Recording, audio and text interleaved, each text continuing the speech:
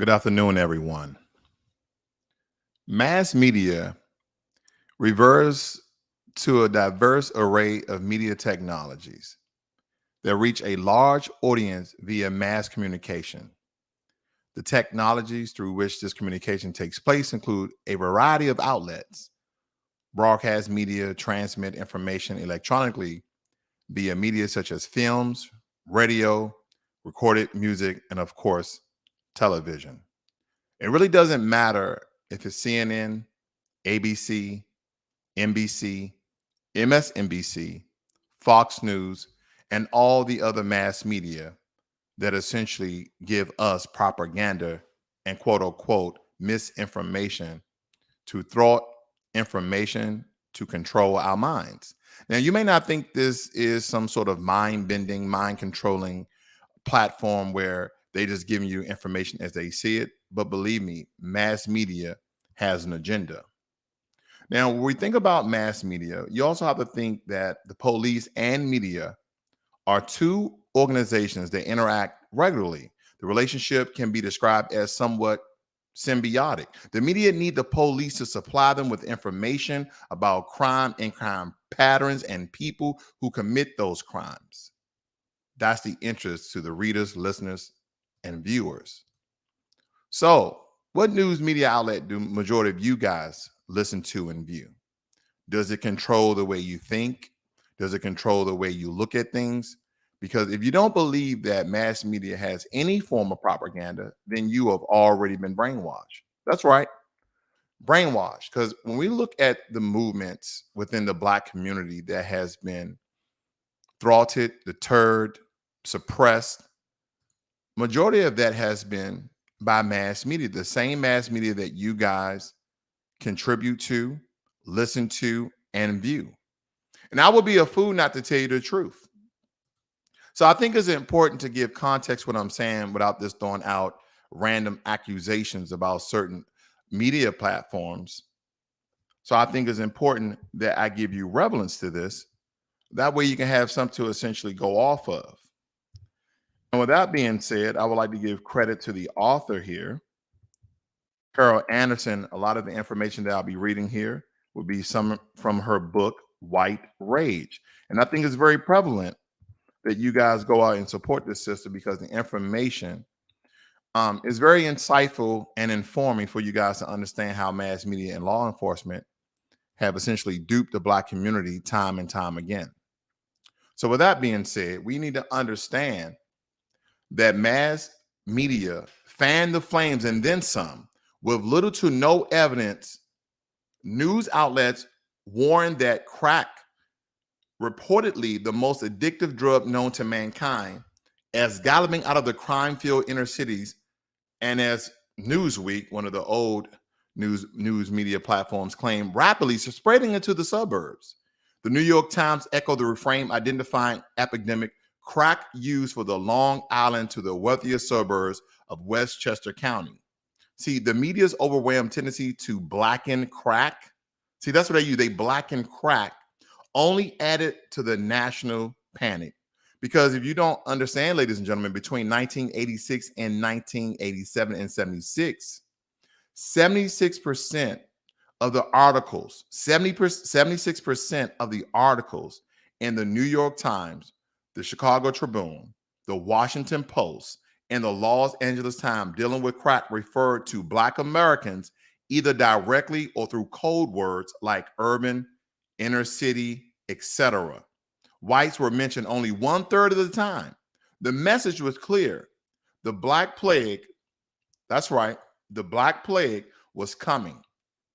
The crack plague had already swept through Black American neighborhoods around the country with absolutely no warning. There had been minor use of crack in the 1970s, but it began to visibly show up in 1984 and exploded in 85 and 86, just as Congress cut off funding to the contrast, leaving the administration desperate to finance the war against the Saints. Now, as battles over lucrative drug turf escalated, Black communities were besieged with rampant gang violence.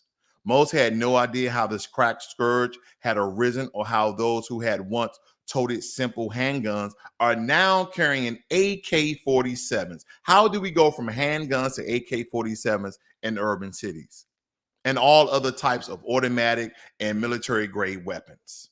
It was clear immediate that something had gone horribly wrong. I mean, a National Urban League report declared that gains made over the past 25 years, many of the result of the civil rights movement in the 1960s, was unraveled or will be unraveled unless steps are taken to arrest the pervasive problem of crime in the Black community.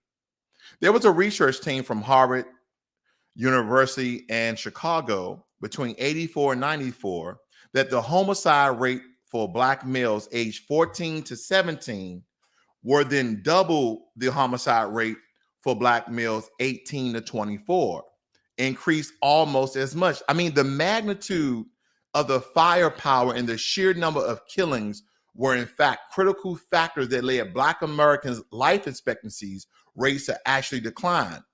Now, we understand the same rates in the early 90s as well as in DC, also known as the murder capital, and now even in modern day Chicago, known as the murder capital of the United States of America. See, something that not even slavery or Jim Crow had been able to accomplish. Moreover, many other sectors of the Black community were also horribly affected by murders and crack, fetal death rates, low birth weight babies, and children now in foster care. The researchers concluded that the perilous decline of Black Americans on so many quality of life indicators represents a break from decades of convergency between Blacks and whites on many of these measures. But they would have you to believe that you should just get up by the bootstraps and you work your way up as long as you lick a couple of boots along the way. But we need to understand that their divergence, however, was about to get exponentially worse because in 1986, Congress passed the Anti-Drug Abuse Act. Joe Biden was a part of that, which stipulated mandatory sentencing, emphasized punishment over treatment, and created the 100-to-1 disparity. Listen, 100-to-1 disparity in sentencing between crack and cocaine based on the myth that the cheap narcotic rock was more addictive than its powder form. Now, the NAACP explained law's 100-to-1 formation. A person must possess 500 grams of powder cocaine before they are subject to the same mandatory prison sentence of 5 years as an individual who is convicted of possessing just 5 grams of crack cocaine. That's right, because they understood that white Americans were doing the powder stuff and Black Americans were doing the rock. So a 100-to-1 disparities. So in order for you to get the same amount of time as a Black American who only had 5 grams of crack cocaine, their white counterparts and other rich people could have 500 grams of powder cocaine. Look at the disparity. Now, the National Urban League was convicted. The tougher sentencing police were not the answer. Now, the incarceration rate would be so high it warned that society would not be able to bear the cost.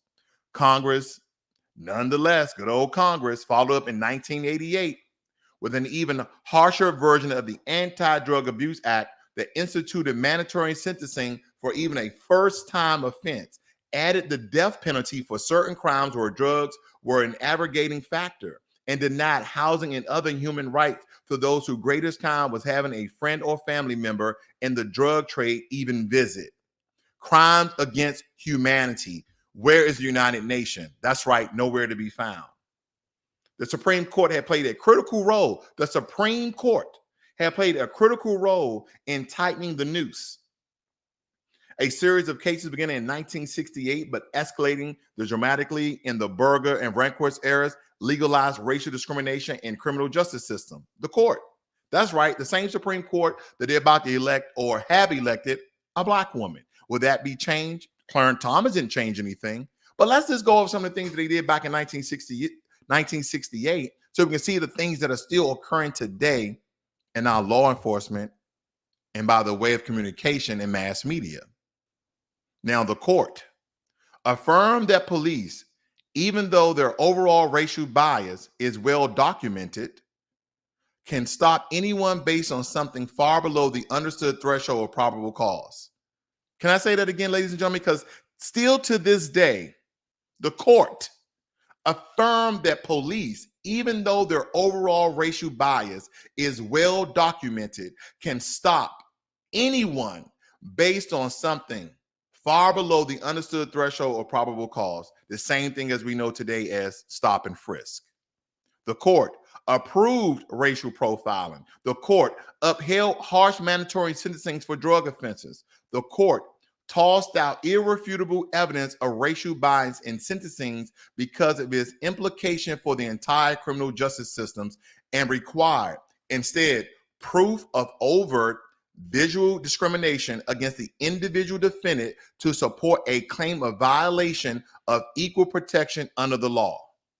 The court approved as the justices openly admitted ridiculously preempted strikes to eliminate blacks from a jury so long as the prosecutor stated rationale was not based on race.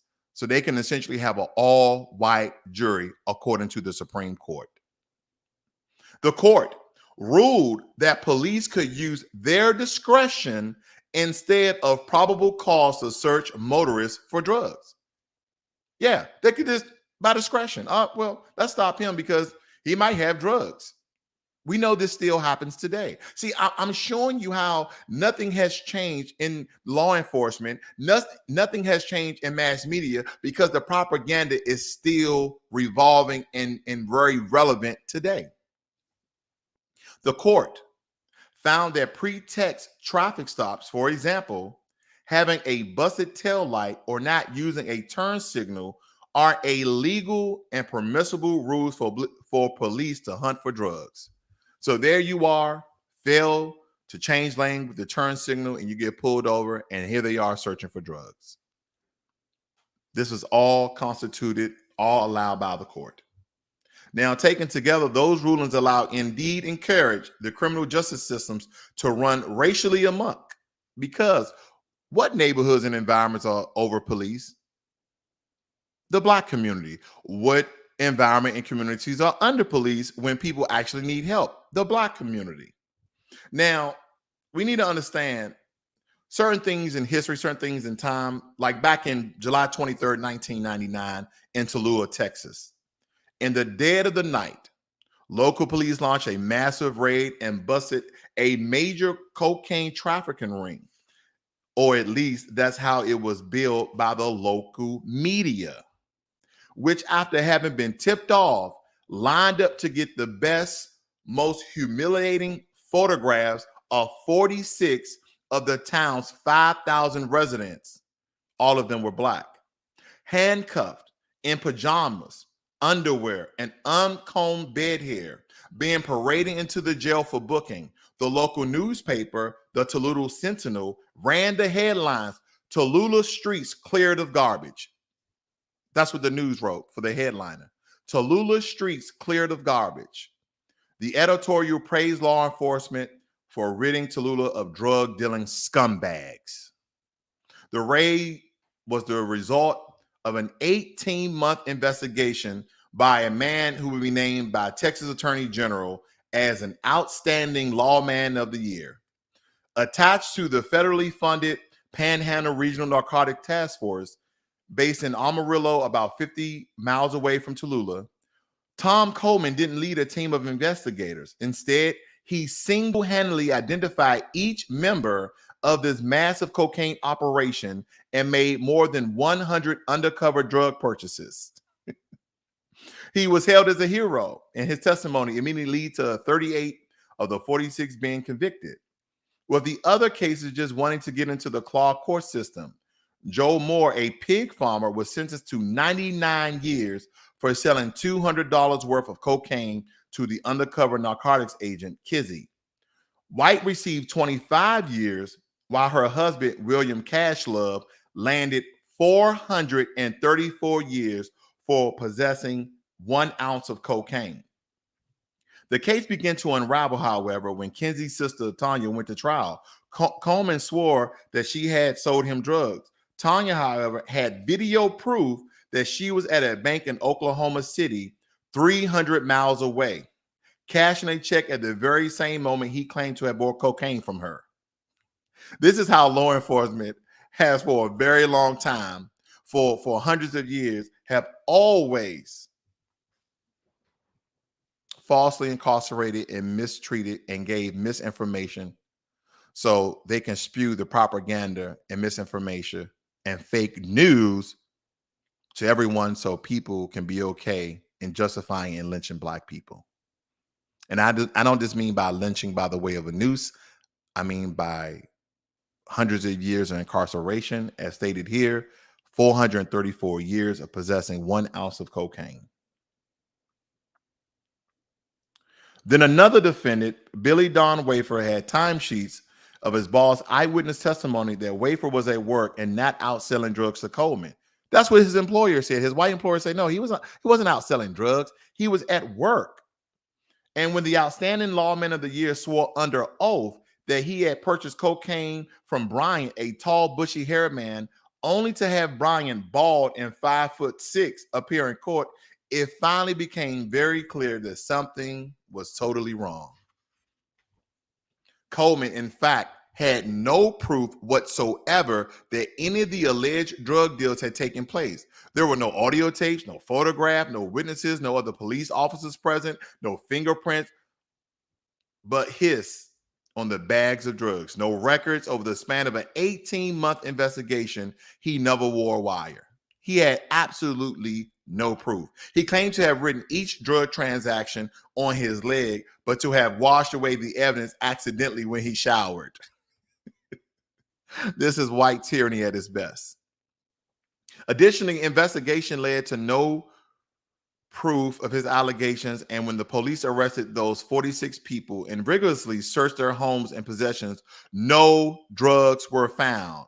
So an 18-month investigation of one man pulled out 46 people from their homes at night to have the newspaper to run that story without any proof. No audio tapes, no photograph, no witnesses, no other police, no fingerprints, no wire recordings, nothing, nada. But this is how law enforcement and mass media work in tangent. They work in a symbiotic relationship to show not only the world, but somehow convince other Black people that Black people are inherently evil, that Black people are inherently bad. And I'm just giving you one story. We know that there's millions of these stories out there.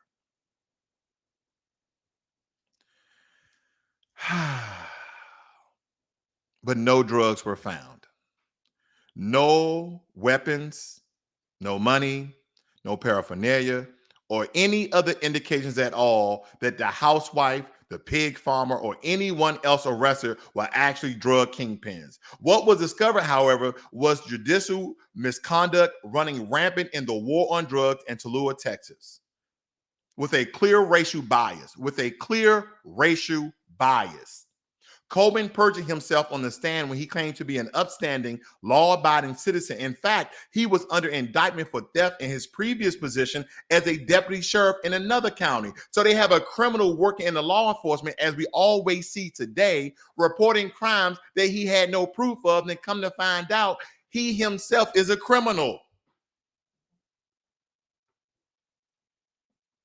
The prosecutor, Terry McErin, knew about this but failed to disclose it to the defense attorney. See, this is how in law enforcement, you just can't say the police, the district attorney, the assistant district attorney, and all those other law enforcement agents that work in that environment failed to disclose this information prior to this quote unquote lawman of the year got up on the stand to allegedly give false accusations of 46 Black upstanding citizens of the Tallulah community.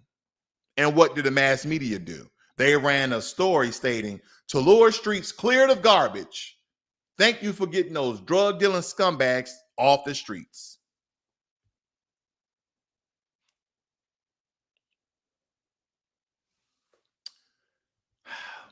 But Coleman perjured himself.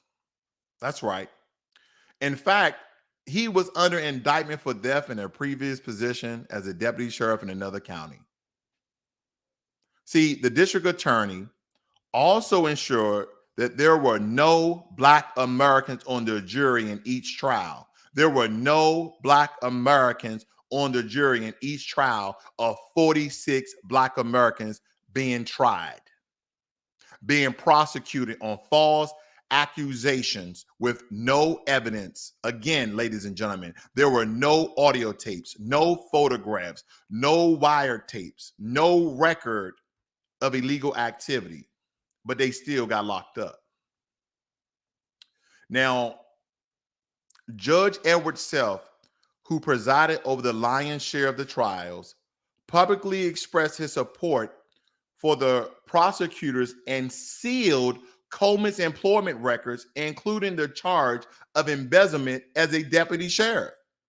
So the judge himself sealed this criminal's record to hide his past so he then would incriminate himself and perjure himself while he was on the stand, giving false testimony about the 46 Black people that he falsely accused.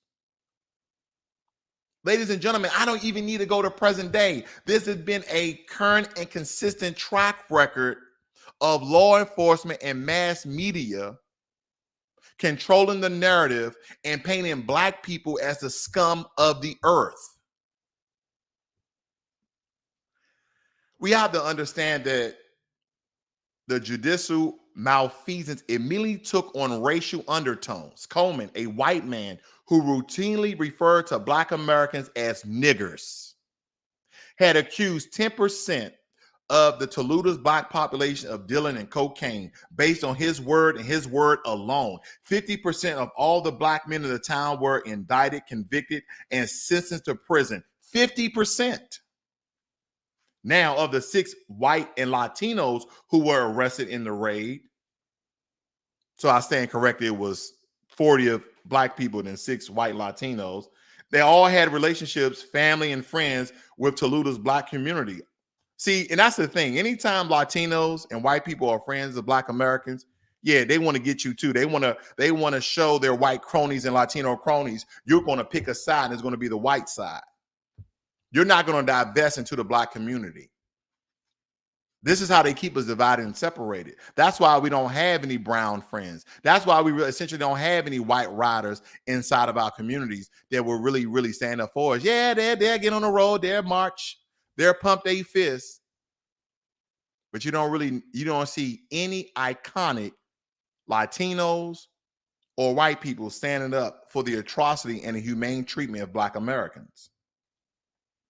But you will understand the white community consistently denied their race played any role in this. White people are like, nah, they weren't racist. They were old drug dealers, but all of them were innocent. All of them got set free because there was no proof at all. Even when they searched their homes, they didn't even find any paraphernalia, not even a joint. The speed and efficiency in which the criminal justice system worked to sentence Black defendants and their white and Latino friends to decades in prison based solely on the unsubstantiated testimony of a man under indictment suggests otherwise. Now, this guy, Randy Credo of the William Moses Cutler Fund for Racial Justice, called Tallulah a mass lynching, taking down 50% of the male Black adult population like that is outrageous. It's like being accused of raping someone in Indiana in the 1930s. You didn't do it, but it doesn't matter because a bunch of Klansmen on the jury are going to string you up anyway. We see that here today. We see that all the time. I'm white and I say so. He did it. He raped her. He wasn't even in town. He was actually 600 miles away. He raped her. We don't care. But this was in 1930. It was the beginning of the 21st century and a powerful civil rights movement that bridged those two eras. Yet now felony convictions, chiefly via the war on drugs, replaced the explicit use of race as a mechanism to deny Black Americans their right as citizens. We're talking about disfranchisement, permanent based on jury service and legal discrimination in employment, housing, and education. Despite the civil rights legislation of the 1960s, are now all burdens carried by those who have been incarcerated. That burden had been disproportionately shouldered by the Black community, which, although only 13% of the nation's population, makes up 45% of those incarcerated. 13% of the nation's population of Black Americans make up 45% of those incarcerated. Even more discouragingly, these felony convictions have had little to do with ensuring the safety and security of the nation. In most cases, target the wrong culprits, target the wrong people, target the wrong community. Logically speaking, given the poor state of the schools, crushing poverty, and the lack of viable living wage options for large groups of Black Americans, the Black population, Black American drug use should mirror the staggering incarceration rates. According to Human Rights Watch, the proportion of Blacks in prison population exceeds the proportion among state residents in every single state. In Missouri, for example, Black Americans make up 11.2% of the state residents, but 41.2% of those incarcerated. How are you 11% of a state, but you make up 41% of those incarcerated? In 20 states, the percentages of Black incarcerated is at least 5 times greater the share of resident population. But there is no direct correlation between drug use and incarceration. But see, they always would like to relate the Black incarceration percentage to Black people. They said, well, majority of Black people are in jail for 2 things: a drug-related crime and some sort of assault or murder. Because despite all the economic and social pressures that Black Americans confront, we have shown an amazing resiliency in the face of drugs. Indeed, there are among the least likely drug users of all racial and ethnic groups in the United States of America. Yes, we're the least likely to do drugs in the harshest conditions, living with the lowest wages, living in some of the most torn. I mean, some of our cities look like Ukraine of today. Like it has totally been bombarded. But no, they've been degraded. They've been deteriorating. They have been upkept.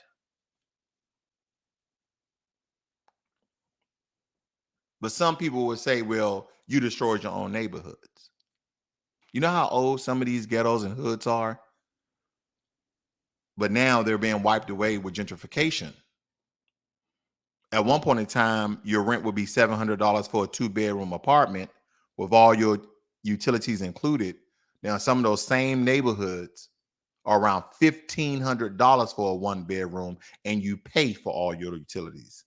And they understand that majority of Black Americans make no more than $50,000 a year. You can't afford a 1-bedroom apartment at $1,500 and pay your utilities when you have 2 kids that you're taking care of as well. Now, despite all of the stereotypes, we are among the least likely to sell drugs too. Yep, I said it. When people don't understand how drugs actually reach the United States of America. Now, we understand how cocaine was actually introduced into the Black community by the way of the CIA, allegedly. But when you go to California and you go to certain places in Washington and around the US, did you know that whites, Latinos, and Asians deal more in drugs than Black Americans? Oh, yeah. Ask some of these people who their plug are. I'll just say that, say the least. Just ask some people who their plug are, and you will get that information in matter-of-factly. There was a major study out of the University of Washington revealed, even when confronted with irrefutable evidence of whites' engagement with the illegal drug trade, listen to this. This is a study from the University of Washington. They revealed, even when confronted with irrefutable evidence of whites' engagement with the illegal drug trade, law enforcement has continued to focus its efforts on the Black population. Because after the civil rights movement, when Black Americans were making incredible strides in education, voting, employment, business, those gains were a threat to the status quo of inequality. The United States did not face a crime problem that was racialized, it faced a race problem that was criminalized.